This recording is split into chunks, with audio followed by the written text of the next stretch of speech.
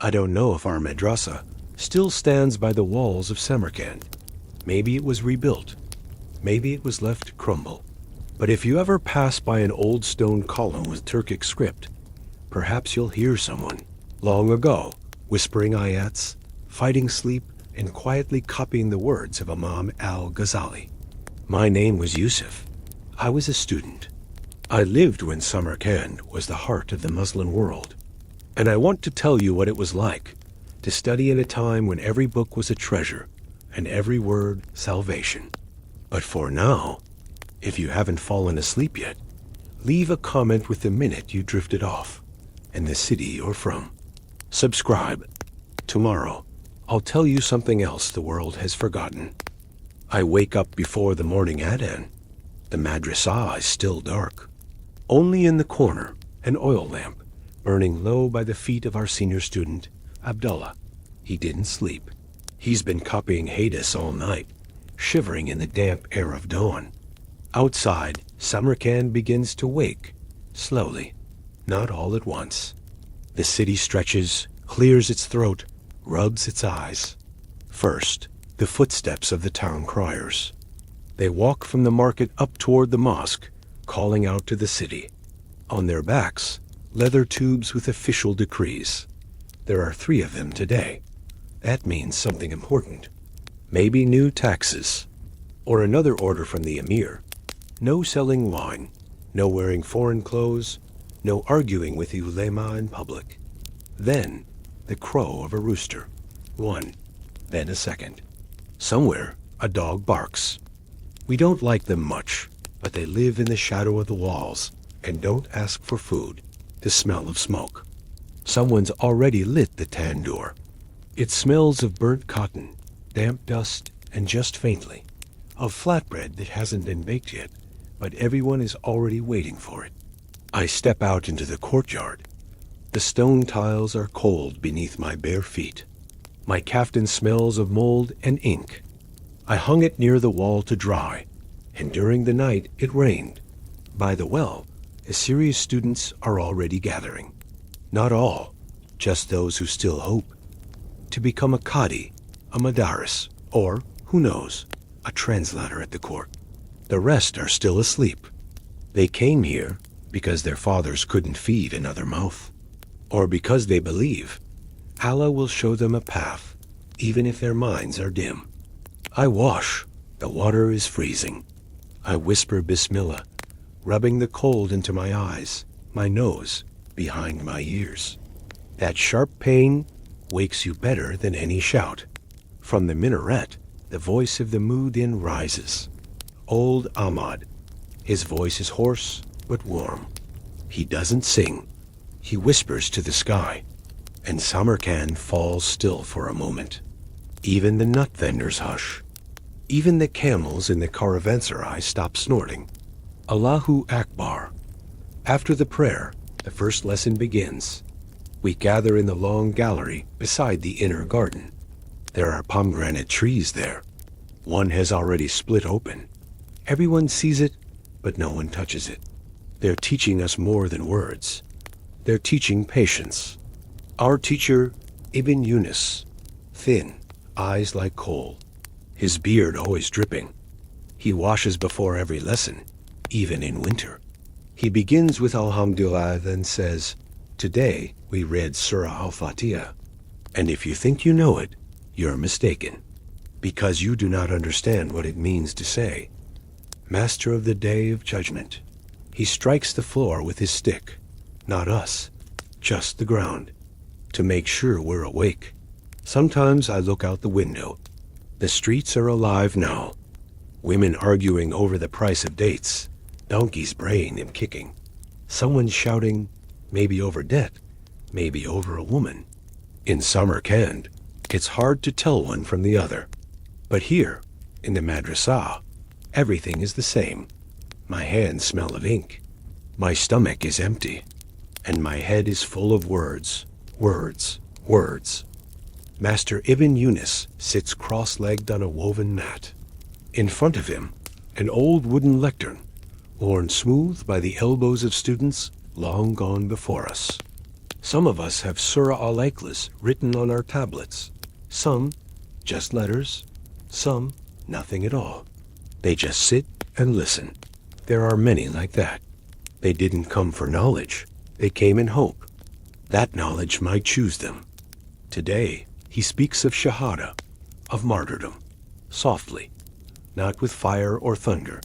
He speaks as if remembering, not teaching. To be a shaheed, he says, does not always mean to die in battle. It isn't always blood. Sometimes it's silence. Sometimes patience. Sometimes choosing not to argue, even when you are right. Allah knows whom he calls to himself. We do not. He looks at us for a long moment. No one moves. Even the birds outside fall silent. When I was young, he continues, I studied in Bukhara. And once a man came to us, a man who had seen Tamerlane, not in war, not on horseback, but in silence. He stopped speaking. Someone scratches their board nervously with a fingernail. He said, Tamerlane never spoke twice. You either heard him or you were already dead. We listen and say nothing, because each of us knows you can die here too, not in body, but in soul, if you forget why you came. After the lesson, we write. Our ink is made from soot and vinegar. Our pens, wooden sticks. The paper, rough, made of cotton. If you make a mistake, you can't erase it. You cut it out. You patch it. Musa comes over to me. He's from Khwarezm. Loud, round, everything comes easy to him. And that, perhaps, is his weakness. He whispers, Hey, would you go to Ghazawat if they called us? I answer, Would you? He grins. Me? I'd eat first, then decide. We laugh. Master glances our way, and we pretend to be silent again. But even that is a kind of lesson. Not everything can be taught with a rod. Sometimes it's taught through laughter, through friendship, through the ache in your wrist from writing too long. By the door, I hear an argument. One of the younger boys doesn't want to learn the hadith. He says, It's boring. Someone replies, And when you're alone in the desert, what will come to your mind? A joke? Or a word that might save you? Sometimes I fear that we're just collecting words without understanding them. But then evening comes, and in the half-dark, I read what I wrote earlier that day. And those words, they are mine now. They're not loud, but they hold me. In the Madrasa, we don't study out of a desire to become scholars. We study out of fear of being no one. In Samarkand, everyone knows. Without knowledge, you're no more than dust on a sandal. Even if you own a horse, a fine robe, and have a cousin at court. But with knowledge, you could be the son of a shoemaker, and they'll still ask you, What do you think of the words of Al-Farabi? Our classroom is a narrow gallery with windows that don't open. The walls are cracked. Sometimes it feels like the madrasa is older than time itself, older than the knowledge it tries to preserve. Each student has a board made of hard wood. We write on it using a mixture of coal dust and tree gum, always with the right hand. If someone picks up the pen with the left, the teacher says nothing.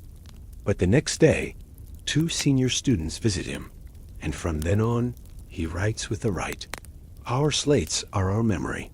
We're taught, if you didn't memorize it, you didn't learn it. If you didn't repeat it, you've already forgotten it. The teachers are like a cold wind. They don't get angry, they sting. Especially old Ibn Azm. He wears a wool cap, even in summer. He has no teeth, but his voice strikes like a rod on copper. Did you learn it? Yes, teacher. Then tell me, how do you know what is sunnah and what is bid? You stay silent. Because you don't know.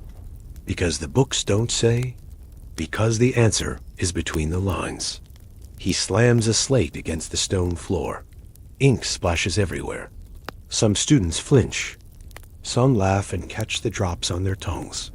And some quietly begin writing everything again, because that is study. We have no real breaks, only moments when you may drink water or eat. Usually drink, because food comes when it can, but water always. Sometimes a bird interrupts the lesson. It lands on the windowsill and watches. One student once said, "It's a shaitan. He comes when you start falling asleep." Another replied, "No, it's an angel. He watches to see who's ready to receive truth." The teacher didn't interfere, but an hour later, both students stayed after class to wash the floor, because arguing matters. But knowing when to be quiet matters more. In the evening, we submit our texts. If you didn't finish, you wait. Maybe until night, maybe until tomorrow, because knowledge does not arrive on schedule. It arrives only to those who endure. After the second prayer, if we haven't been assigned punishment or extra hadiths to copy, we step outside the gates of the Madrasa. Not into the city, no. We don't wander. We go to the place where you hear what can't be found in books. At the gates, merchants gather. Craftsmen, wanderers, servants from wealthy homes. The bazaar is already humming, but here, at the edge of the Madrasa, the talk is different. Here, they don't speak of prices. They speak of the world. "Have you heard?" asks an old man in a turban, always with roasted chickpeas in hand. "Heard what?" Musa replies, chewing. "They say envoys arrived from Khorasan. A new emir there doesn't honor scholars." We stay silent. Musa chews his chickpeas. I look down at the dusty feet of a camel. These conversations, they're like a shadow across the page. They don't block the words, but they remind you there's something beyond the text. Sometimes a stranger appears. Once, a man came in a torn robe, his eyes full of water. He said, "I saw Tamerlane, sat one sword's length away. He ate the boiled head of a lamb and watched the warriors fight." One soldier faltered, just slightly. Timur said nothing. He stood and walked away. The next morning, that soldier was gone, not just from the camp, gone from the records. We listened, but said nothing. Maybe it was a lie, maybe not. But when a man speaks quietly like that, you believe him more than any shouter. The bazaar smells of pepper, lemon balm, sweat, dung, and basil. Dust rises to our waists, and through it, people appear as if in a dream. Women sell fabric. Boys run with pouches of figs. Servants argue over the price of oil. One carries a goat's head in a jug, a gift, perhaps, for someone important. We're not supposed to linger. Our teachers forbid it. But we linger anyway, standing between knowledge and life. And who can say where the real learning happens? By the gate, there's an old man who sells paper. Stitched scraps left behind by copyists. I always buy one, not because I need it, but because of the smell. Dried leather, old words, blood from fingers, the sting of a needle, the smell of memory. By evening, we return, hands stained with ink, feet covered in dust, and heads filled with fragments. Phrases, faces, pepper, Timur, chickpeas, the old man at the gate. That, too, is study. How my grandfather saw Timur. A lame boy with a sword? I never saw Mir Timur. He died long before I was born. But in Samarkand, there is no one who doesn't feel his presence. He lives in the stones of the square, in the shadows beneath the domes, in the cracks of the mosaic, even in the echo of the Adhan. When they speak of justice, they mention him. When they fear wrath, they speak of him too. My grandfather, Hazanata, was from Kesh. He was young when he first saw Timur, not yet an emir, just a lame youth with a heavy gaze. He told me once how he saw him standing by the road. He was alone, my grandfather said, with a stick in his hand, a leather strap around his leg. It hurt him to walk, but he asked no help. Back then, Kesh was restless. tribal lords fought like winds in the dust. Rulers changed with the moon. But this boy, said my grandfather, he was different. He didn't shout. He didn't threaten. He just looked. He looked as if he already knew that one day the earth from India to Syria would lie beneath his heel. You don't understand, Yusuf, my grandfather told me. He wasn't just strong. He was inevitable. Like rain, like hunger, like the word of Allah. You couldn't stop him. You couldn't rush him. He had no noble blood, only will, and a limp that matters more than you think. Because those who suffer from youth never forget the price of endurance. In the Madrasa, we're not allowed to speak of wars. We study hadith, logic, fiqh, but behind every lesson, Timur stands in the shadows. His name is whispered at the gates. His deeds debated in the bazaars. His shadow falls across the mosque walls. He built our city, but he built it on the ruins of hundreds of others. Grandfather said, I saw him take Bakara, not by his own hand. His men did it. Then he entered, quietly. He walked into the mosque. The imam was trembling. But Timur removed his boots, sat down, and said, Let the one who rules with words speak. Let the one who rules with swords remain silent. He built a mausoleum for his grandson, for himself, for those who would follow, but not for peace. They say his tomb must never be opened. They opened it once, and a war began.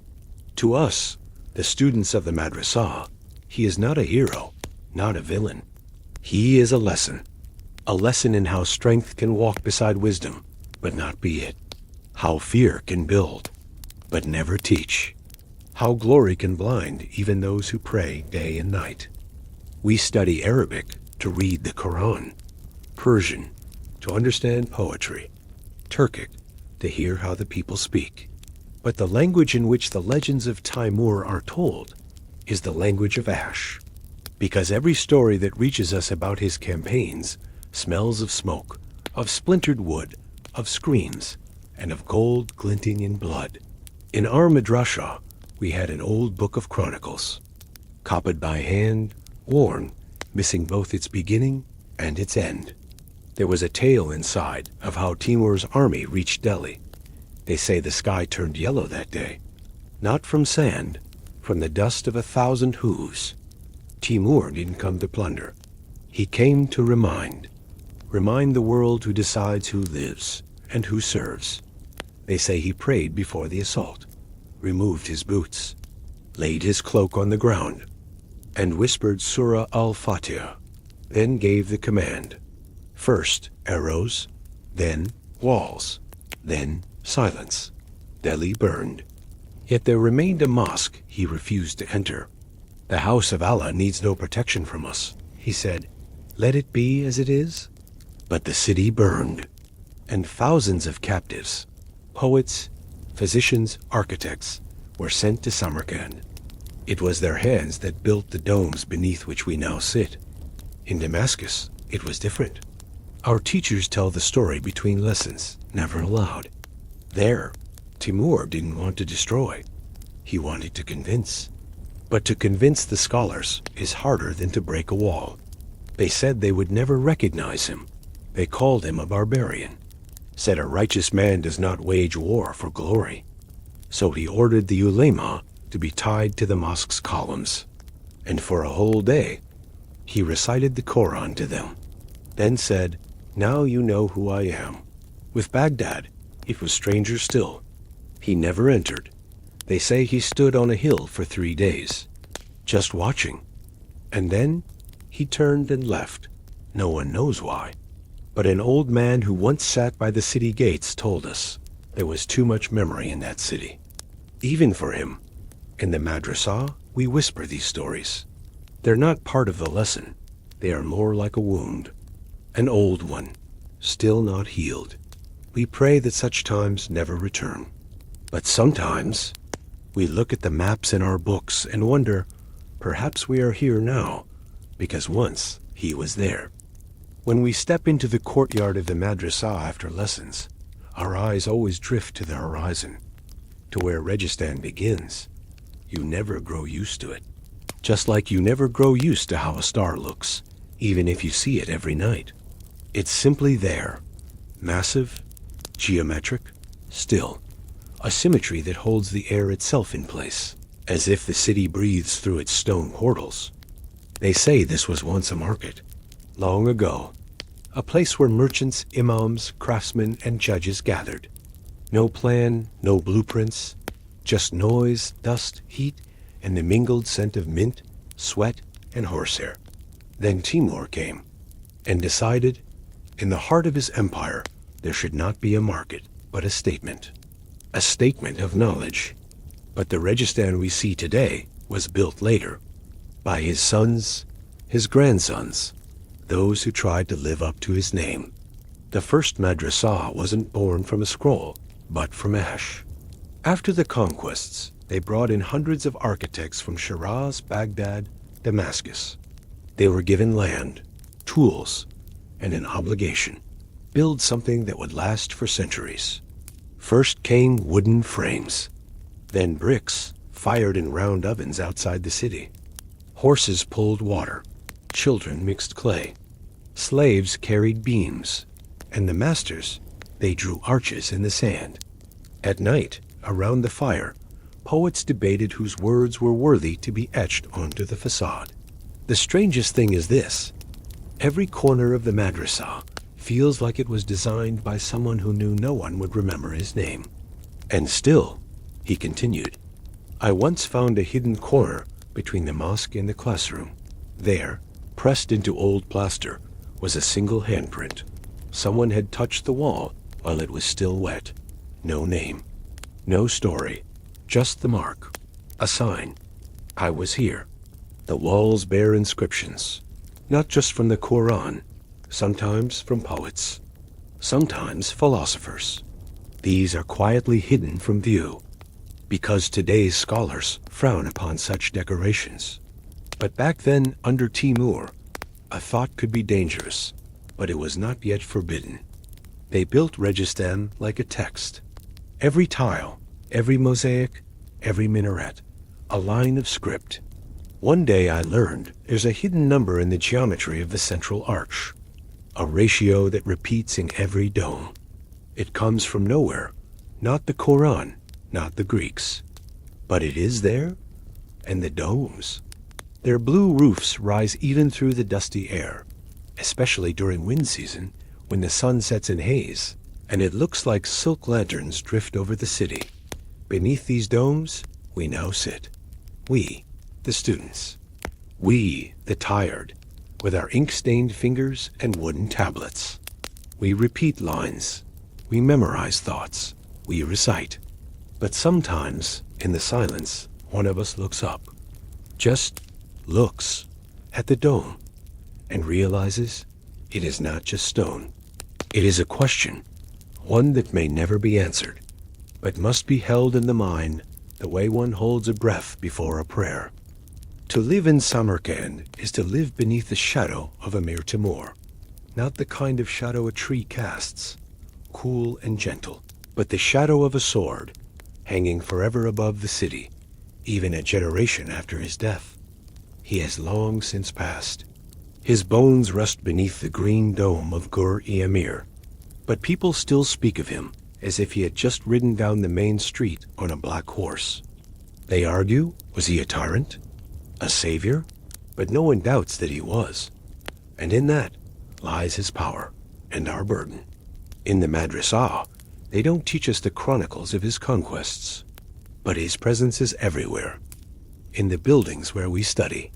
In the towers we're told not to stare at for too long.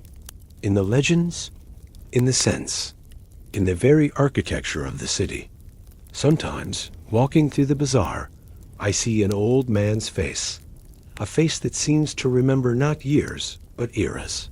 He sits cross-legged with a bowl of grain in his lap and murmurs, Timur was a scourge, yes, but he was a just one. No one argues, because to argue with the past is both exhausting and unsafe. We don't shout his name. We say it on the exhale. We whisper it like a spell. In one courtyard, where I once helped clean the well, a man told me, "Don't forget to mention Timur. The water here remembers him." I laughed, but later I realized he wasn't joking. It was faith. He had many faces, one for war, another for the scholars, another for the builders, or perhaps no face at all, just a mask from which the legend was carved. He was terror to his enemies, and often terror to his own. They say he forgave neither error nor softness. That city's vanished when someone failed to say yes quickly enough, and yet he built, he restored. He gathered doctors, mathematicians, calligraphers. He destroyed and created in the same gesture, as if the world was a stringed instrument, and to make it sing, he had to pull the strings until they nearly snapped. To some, he was a blessing. He made Samarkand the capital of the world. He brought here everything a city could be proud of: books, gold, artisans. But to others, he was a curse, because for every column that rises into the sky, someone, somewhere, once fell face down into the dirt. We, the students, we know this. We sit beneath shadows cast by his stories. We try to study the world, but we're still learning how to live with his memory. Every evening, I walk past his mausoleum. The dome reflects the last light of the sun. No one prays aloud, only silence. As if Samarkand, too, is afraid to wake the one who still breathes beneath the stone. When a king leaves, he doesn't leave behind only an empty throne. He leaves behind the habit of fear, the architecture no one dares to alter, and the children who must grow up not as they are, but as others wish them to be. After the death of Emir Timur, Samarkand seemed to hold its breath. People whispered that the stones in the streets had grown heavier, that the wind blew more cautiously, that even the adhan sounded quieter, as if the muezzins now sang not to the sky, but downward, toward his resting place. Then began the struggle for power. Not loud, not colorful, not waving flags. It moved in shadows, in courtyards, between cups of tea. No one knew which of Timur's sons would rise, but all knew it didn't matter. Each of them was just an echo, a distant rumble from a thunder long past. But one of them stayed in memory. Mirza Alu Beg, Timur's grandson, scholar, astronomer, head of the Madrasa. And yes, Emir. As a child, I once overheard a teacher whisper to students while sweeping the garden, "When Allah Beg ruled, books were worth more than gold, and killing a poet was a sin like defiling a mosque." Perhaps an exaggeration, but there was truth in it. It was Alu Beg who built a legend: the observatory, the Samarkand ZJ, the star maps. He chose the path of numbers, not swords, of precision, not wrath. He wanted power to rest upon knowledge, but the world did not wish to be measured. It wished to be conquered. I was born after his death, but in the Madrasa, his name sounds different than Timur's. Timur's name is spoken with awe, with a tremble beneath the breath. But Allah Beg's is spoken softly, with respect, almost with tenderness. He was closer to us. He didn't just commission mosques. He sat on the floor with a writing board, solving equations. He didn't just receive ambassadors. He held the instruments himself, measured angles of light, observed the passing of Venus. Imagine that. A ruler who learned and taught. But that is exactly why he fell. They say he was never forgiven for two things. First, his lenience toward heretics. Second, his belief that truth could be found in the stars, not just in the hadiths. And that was dangerous. Samarkand was too young to forgive doubt, too old to accept the new. I've heard it was his own son who killed him. Not out of hatred, they say, but because he was convinced. Power based on books is not real power. That the stars were whispers of the devil. That any man who looks upward too long forgets to look toward Allah. Still, his table survived. His calculations reached Istanbul, then Europe. And now, when someone measures the distance between Sirius and Earth, they do so not knowing they repeat the work of the son of Samarkand, the son of Timur, who chose not the sword, but the stars. When it was announced that Samarkand would be ruled by Timur's grandson, no one celebrated. It wasn't a surprise. It wasn't a relief. It was like a change in the wind. And no one rejoices at the wind. You just pull your coat tighter. The people didn't know what to expect. After Timur, every new ruler seemed temporary, as if they were merely keepers of the throne, not its rightful heirs. And Allah Beg? Just another keeper. That's what many believed, until he began to look at the sky. His rise wasn't marked by grandeur. He held no bloody parades. He simply took power and began to build. Not walls, not arsenals, not new barracks. He built schools, madrasas, towers with strange instruments, domes with circular openings aimed at the stars. It was puzzling. It was unsettling. Because the sky was sacred. It was a realm for prayer, not measurement. To write numbers about the heavens was bold. At the Madrasa, we were shown copies of Ulu Beg's tables, longitudes, angles, speeds. He knew the location of every star in the sky and could tell you where it would be 100 years from now. He believed the universe was a book, not only the Quran, but also nature. That Allah had created order, and that order could be understood, not broken, but understood. That was his true audacity, not in measuring the stars, but in believing that the human mind was worthy of looking upward. But Samarkand wasn't ready for such a thought. Many stayed silent, many were afraid, and some were angry, because the heavens belonged to prophecy. That's where angels dwelled, where paradise and punishment resided. And if someone dared to peer into it, not with awe, but with instruments, with lenses, with charts, it felt like trespassing. It was dangerous, not just religiously, but politically. So long as the people looked down, they feared. But when they start to look up, they begin to think. One day, I stood on a hill outside the city, where the old observatory still rests, broken, shattered, like the memory of Allah Beg himself. And even in ruins, it stood with grandeur, a massive arc carved into the earth, the trace of a heavenly curve, a silent map of a cosmos no one dares to chart anymore. I stood there a long time, looking at those lines, and I wondered, was it all for nothing? Or maybe all it takes is time, for the world to catch up to thought, for fear to give way to curiosity, for the stars to become not just symbols, but direction. In our madrasa, they don't forbid us from looking at the sky, but they no longer teach us how. And maybe the greatest danger isn't prohibition, it's forgetting.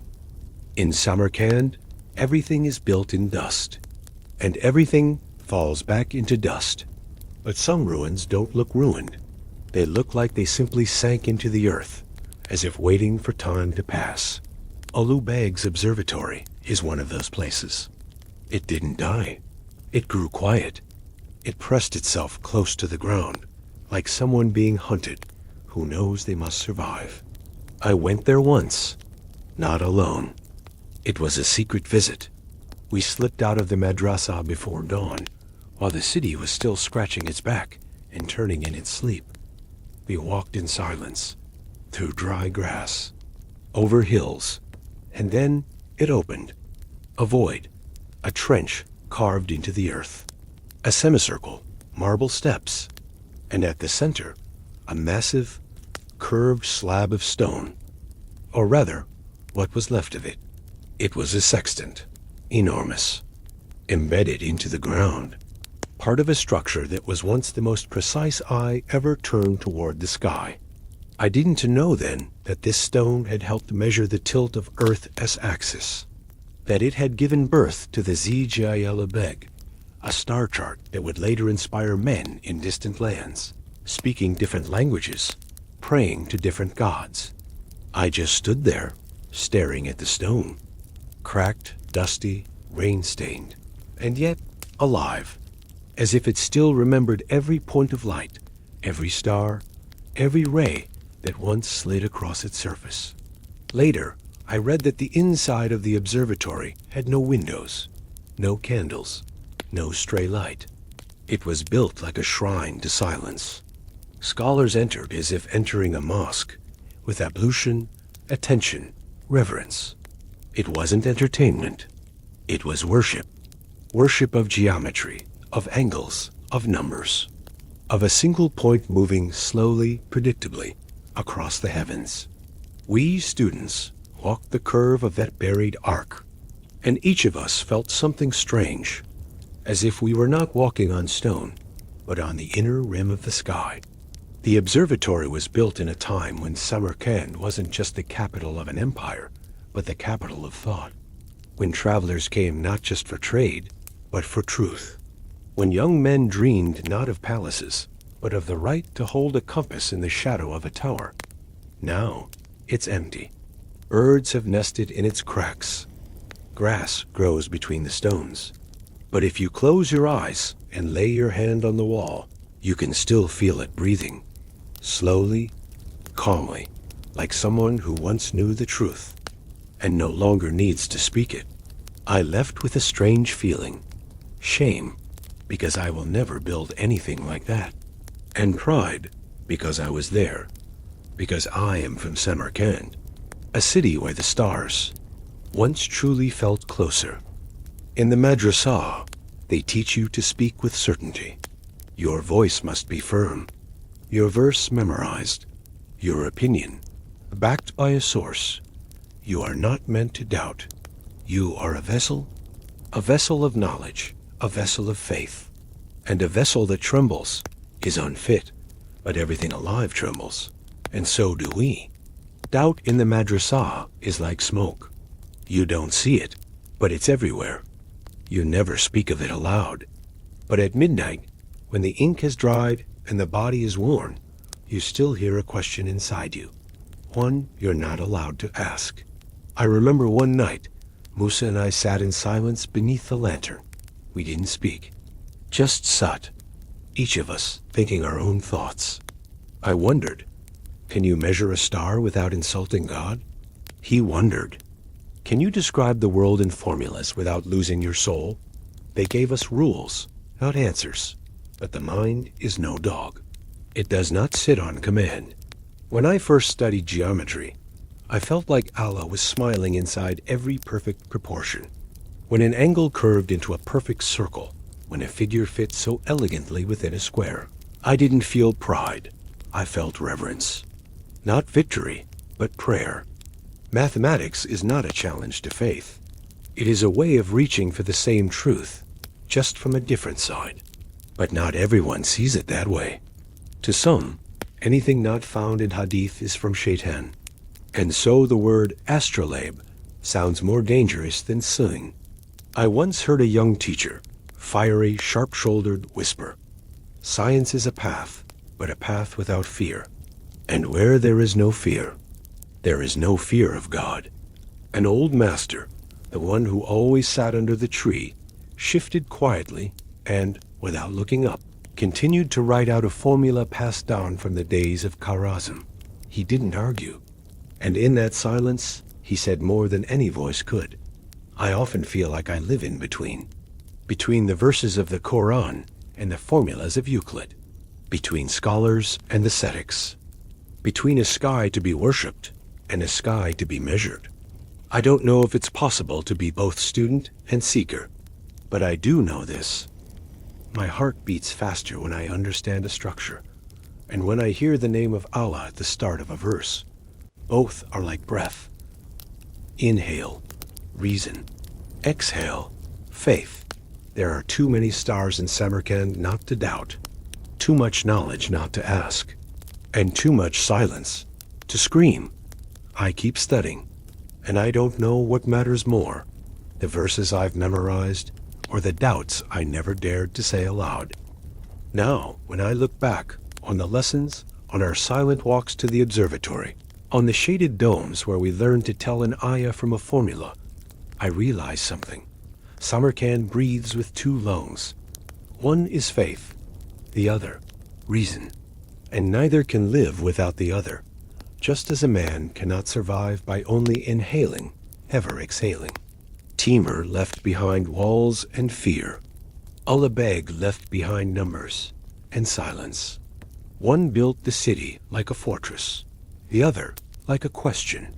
And we, the students, exist somewhere in between mosaic and stillness, between manuscript and longing, between a past that bows your head and a future that dares you to rise.